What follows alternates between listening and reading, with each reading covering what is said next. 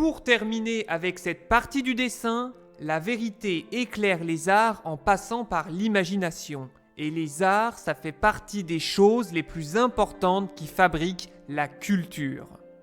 La culture, pour faire simple, c'est tout ce qui permet de reconnaître un groupe de gens par rapport à un autre.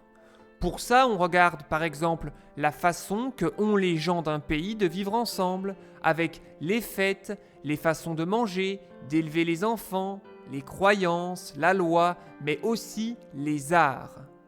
La culture, c'est très important parce que c'est quelque chose qui joue sur les gens par rapport à la façon qu'ils ont de vivre ensemble.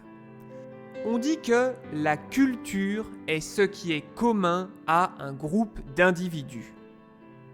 La vérité qui éclaire les arts, ça fait évoluer la culture pour qu'elle sert à libérer l'esprit des gens de l'obscurantisme avec des œuvres comme on a vu plus tôt.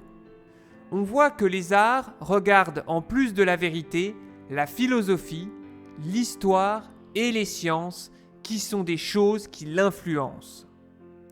Pour résumer, l'art influence la culture et la culture influence les mœurs. Alors, qu'est-ce que ça veut dire les mœurs ? Eh bien, les mœurs, ce sont les coutumes et les traditions d'un groupe de gens. Et dans les mœurs, il y a les règles de conduite qui sont considérées comme bonnes et mauvaises par un groupe de gens qui vivent ensemble. C'est ce qu'on appelle la morale. Une dernière chose par rapport aux allégories des arts maintenant. On voit que ces allégories prennent toute la place à gauche du dessin.